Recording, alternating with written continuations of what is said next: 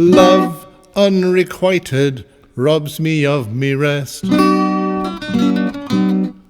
Love, hopeless love, my ardent soul encumbers. Love, nightmare-like, lies heavy on me chest, and weaves itself into my midnight slumbers.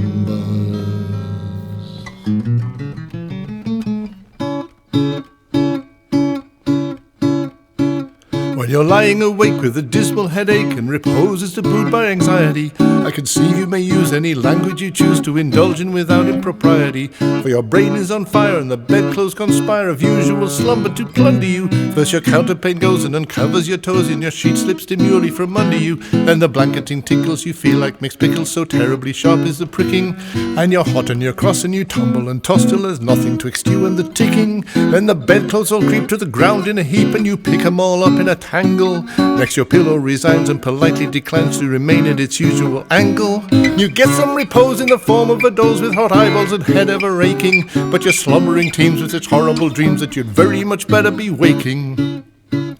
For you dream you are crossing the channel and tossing about on a steamer from Harwich, which is something between a large bathing machine and a very small second-class carriage. And you're serving a treat, penny ice and cold meat, to a party of friends and relations. They're a ravenous horde and they all came aboard at Sloane Square and South Kensington stations.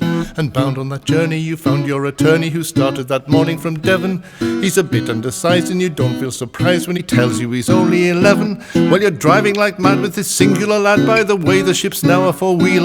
And you're playing round games and he calls you bad names when you tell him the ties pay the dealer. And this you can't stand, so you throw up your hands and you find you're as cold as an icicle. In your shirt and your socks are black silk with gold clocks, crossing Salisbury Plain on a bicycle. And he and the crew are on bicycles too, which they're somehow or other invested in. And he's telling the tars all the particulars of a company he's interested in. It's a scheme of devices to get at low prices all goods from cockpits to cables, which tickled the sailors by teaching retailers as though they were all vegetables.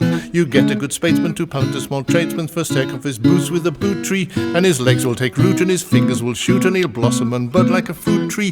From the greengrocer tree you get grape and creepy, cauliflower, pineapple and cranberries. And the pastry cook plant cherry brandy will grant apple puffs and three corners and banberries. But shares are a penny and ever so many are taken by Rothschild and Baring.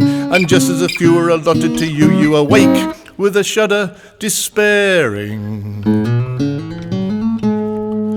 You're a regular wreck with a crick in your neck, and no wonder you snore, for your head's on the floor and you've needles and pins from your soles to your shins, and your flesh is a creep for your left leg's asleep. Some fluff in your lung, a feverish tongue, a thirst is intense, and a general sense that you haven't been sleeping in clover.